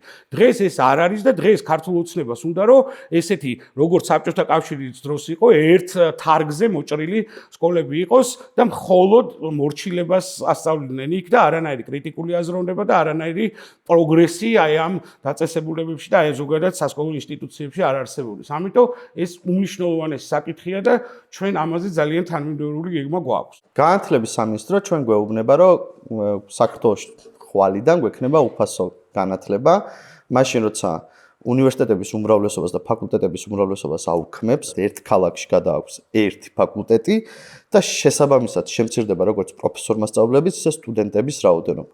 ჩვენ აქამდე გქონდა ფაკულტეტები, მაგალითად ისტორიის ფაკულტეტები, სადაც სტუდენტები უფასოდ ხდებოდნენ. დღეიდან ჩვენ გვექნება ასეთი ფაკულტეტი, ბევრად ცოტა, მაგალითად ისტორიის ფაკულტეტი, სადაც სტუდენტები შეძლებენ უფასოდ სწავლას. ამის გარდა სხვა მიმართულებებზეც, მაგალითად იურიდიულზე, ეკონომიკაზე, ჩვენ შეგვიმცირდება სტუდენტების რაოდენობა. შესაბამისად, აქამდე თუ სტუდენტები იღებდნენ 100, 70-იან და 50%-იან სასწავლო გრანტებს, შემდეგი წლიდან ისინი ამ გრანტებს ვერ მიიღებენ, მათი უმრავლესობა დარჩება გრანტის გარეშეც და უნივერსიტეტის გარეშეც. ვაუჩერების ოდენობა უნდა გაიზარდოს. ახლა გვაქვს როგორც ვაღნიშნე უკვე 60%-ზე მეტი სკოლების ვაუჩერული დაფინანსების მიღმა და ვაუჩერების გარდა განათლების სამინისტრო ინდივიდუალურად იღებს გადაწყვეტილებას, რომელ სკოლას დაეხმაროს და ამ შემთხვევაში უფრო ხშირად ეხმარება ხოლმე იმ სკოლებს, რომლებიც ისედაც მდიდრები არიან, ასე ვთქვათ, საჯარო სკოლების მასშტაბით. შესაბამისად, ჩვენ ვთვლით, რომ მხოლოდ ვაუჩერიზაციის გაზრდით და მშობლების როლის გაზრდით არის შესაძლებელი განათლების ხარისხის გაუმჯობესება. და ამის იქით, თუ მაგალითად რომელიმე სკოლას აქვს სურვილი, რომ კონდეს უფასოკვება ამ ვაუჩერით, ცხადია მათ ამის უფლება უნდა მიეცეთ, მაგრამ არსებობენ დარწმუნებული ვარ სკოლები და მშობლები, რომელსაც ურჩევნიათ, რომ ის თანხა, რომელიც დაიხარჯება კვებაზე, დაიხარჯოს სხვა რამით. და ამგვარი კონკურენციით, ჩვენი აზრით, ჩვენ მივიღებთ უკეთეს განათლების სისტემას. ერთ-ერთი მნიშვნელოვანი საკითხი განათლების სისტემის განვითარებისთვის ცხადია, არის ძლიერი მასწავლებელი, შესაბამისად მათთვის ძლიერი შრომითი პირობების შექმნა და ის, რომ ისინი ნაკლებად იყვნენ დაქვემდებარებული სისტემაზე და ის, რომ პარტიული კონტროლი განათლების სისტემაზე ხორციელდება, ამის ერთ-ერთი გამომწვევი მიზეზი არის ის, რომ არ არსებობდნენ აქამდე პროფესიული ერთობები, პროფესიული ჯგუფები, ან ყოველთვის ექვემდებარებოდნენ სახელმწიფოს და ჩვენთან ბოლო 30 წლის განმავლობაში ასეთი ერთობები ყოველთვის იყო ან შეზღუდული, ან გაფეთიშებული. შესაბამისად, პროფესიული კავშირების, მასწავლებელთა პროფესიული კავშირების განვითარების და გაუმჯობესების გარეშე შეუძლებელი იქნება, რომ ჩვენ მივიღოთ ძლიერი მასწავლებელი, შეუძლებელი იქნება, რომ მასწავლებლის პროფესია იყოს პრესტიჟული, შეუძლებელი იქნება, რომ ახალგაზრდა კადრები პროფესიაში შევიდნენ და შესაბამისად შრომითი პირობებიც გაუმჯობესდეს. ამიტომ პროფესიული კავშირების და ერთობების გაძლიერება არის ერთ-ერთი მნიშვნელოვანი ამოცანა იმისათვის, რომ საერთო სურათი სისტემაში შეიცვალოს. ბავშვმა უნდა ისწავლოს ის ფაქტი, რაც მოხდა ისტორიიდან მაგალითად და ის არ უნდა შემოახვიოს თავზე, რომ ვიღაცამ გიორგი სააკაძე იყო თუ არა გმირი. ეს შეუნდა შეაფასო, გიორგი სააკაძე იყო გმირი და ნებისმიერი სხვა ისტორიული ფიგურაც, ხო, ისტორიული ფიგურის შეფასებაში ყველა თავისუფალი უნდა იყოს, არ უნდა ხდებოდეს ამისი რაღაცა. აი ეს არის ესეთი პიროვნება. მან რა გააკეთა, ეს უნდა კრიტიკული აზროვნება გააჩნდეს მოსწავლეს, რომ შესაბამისად შეფასება გააკეთოს ამის. ყოველთვის მე ჩემ შვილებთან მაქვს ამაზე საუბარის, რომ მე რასაც ვამბობ, ეს არ არის უალტერნატივო ჭეშმარიტება, ამას შეიძლება ალტერნატივა ბევრი ქონდეს, ეს ჩემი აზრია, გაითვალისწინებ, არ გაითვალისწინებ, პასუხისმგებლობა შენზეა. გათვალისწინების შემთხვევაშიც, გაუთვალისწინების შემთხვევაშიც. ასე არის იქაც სკოლაში წასვლა უნდა იყოს, მაგრამ ეს უნდა ისწავლებოდეს. მოაზროვნეებს კი. ანუ ისტორიაზეც დამორჩილებად გაუჭირდა. ხო, იგივე აი ეს ისტორია ესე ვთქვი, ხა უბრალოდ იმ სოციალურ მეცნიერებებში უფრო მეტად აი ესეთ შაბლონის შექმნის შემთხვევაში, ხო, უახლეს ისტორიაზე განსაკუთრებით მეტი იქნება ასეთი გაყალბების და თავზე მოხობის მცდელობები და ეს დამოკიდებული იქნება მე ცვლილებაზე ხელისუფლებისა ვის როგორ აწყობს მაგალითად შესაძლებელია ერთი სახელმწიფოც გარკვეულწილად მაგას ემსახურებოდეს, რომ ახალი ისტორია შესაძლებელი არის და მე ხა უკვე ის რო სწავლობს წარმოგიდგენთ ხა მოხდა ცვლილება ისეთი რომ დღეს სწავლობს ასე და ამ ფაქტის შეფასება მე თავს მოეხოვა მეორე წელს სხვანაირი. ეს ანუ თავისუფალი უნდა იყოს მოსწავლეც თავის შეფასებებში. ფაქტის მიწოდება ერთია, მაგრამ შეფასებაში თავისუფალი იყოს. დღეს არ არის ეს. პატარა კომენტარს გავაკეთე. ამიტომ ფაქტს კი არ უნდა აწვდიდე. იდეაში წყაროებთან უნდა მუშაობ. თქმა უნდა. და თვითონ უნდა კი. ანუ ფაქტი, ხო, ფაქტებში ეს ვიგულისხმობ, ანუ წყაროებიდან ღებულობ ფაქტებს და როდესაც ფაქტი ბევრი გაქვს, შესაბამისად გადაწყვეტილებას შეფასებასაც უკვე ერთ კონკრეტულს არ აკეთებ, ხო? აკეთებ იმ ფაქტების მიხედვით, იმ წყაროებიდან, რა წყაროებიდანაც ამას ღებულობ ინფორმაციას. თუ კი იქნება ეს თავისუფლება იმისა, რომ სხვადასხვა სახელმწიფოები იყოს, რა თქმა უნდა, წყაროები ბევრი იქნება. ზოგადად ცენზურის გამოცდილება განათლებაში ძალიან დიდი აქვს იმათ, ვინც სისტემაში მუშაობენ, იმიტომ რომ ძირითადად ჩვენი მასწავლებლები არიან, რომლებმაც საბჭოთა პერიოდში დაამთავრეს სკოლა და უნივერსიტეტი. და შესაბამისად მთელი პრობლემა არის ის, რომ არავის არ გადაუფასებია და ამაზე მსჯელობა არ ყოფილა, თუ რა იყო იმ სისტემაში ცუდი. შესაბამისად, დღემდე ბევრ ადამიანს წამს, რომ განათლების სისტემა საბჭოთა კავშირში იყო საუკეთესო. და არ ითვალისწინებენ იმას, თუ რა მართლაც ზიანი მოგვიტანა აი ამ იდეოლოგიზაციამ, ამ ცენზურამ და ზუსტად ამას ვლაპარაკობდი, რომ ტექნიკურ საგნებში შესაძლებელია კიდევ უკეთესი სკოლები ქონდა და უკეთესი მასწავლებლები ყავდა და ის ლაბორატორიები შესაძლებელი არსებობდა, მაგრამ საზოგადოებრივ მეცნიერებებში, სოციალურ სისტემებში, სადაც აი ეს იდეოლოგიზაციის რისკი ბევრად უფრო დიდი არის, დღესაც ვღებულობთ, რომ ამ ერთმა სახელმძღვანელომ ცენტრალიზებულმა ეროვნულმა სასწავლო გეგმამ შეიძლება პრობლემები შექმნას და ბევრი ჩემი ნაცნობი მუშაობს ეროვნულ სასწავლო გეგმაში, იმიტომ პირველი ეროვნული სასწავლო გეგმის შექმნაში ვიღებდით მონაწილეობას და მაშინ ჩემ მეგობრებთან და კოლეგებთან ერთად იქ ვიყავი.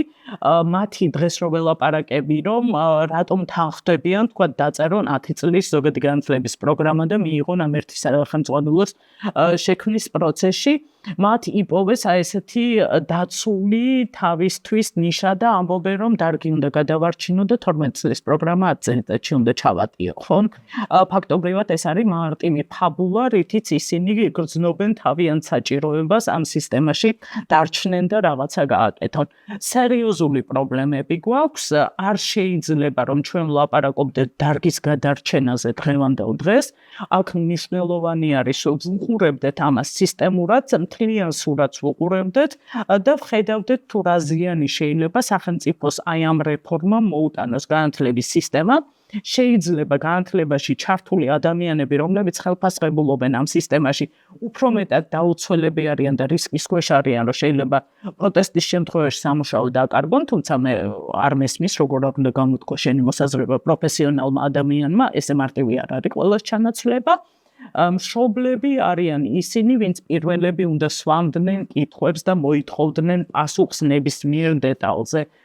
და მე მგონია, რომ ეს განათლების სამინისტროს თხელი ხაზის ნომერი ყველაზე აქტუალური უნდა იყოს დღევანდელ დღეს მშობლებისათვის, რომლებიც სულ მუდმივად უნდა რეკავდნენ და ითხოვდნენ პასუხს მათ ყოველ კითხვაზე, ხო?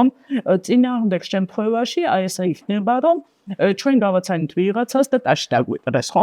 სინამდვილეში ეს ასე არ არის, ძალიან ბევრი მავნე ცვლილებას მივიღებთ ახლო მომავალში, რომ არ ვთქვათ დამანგრევალს.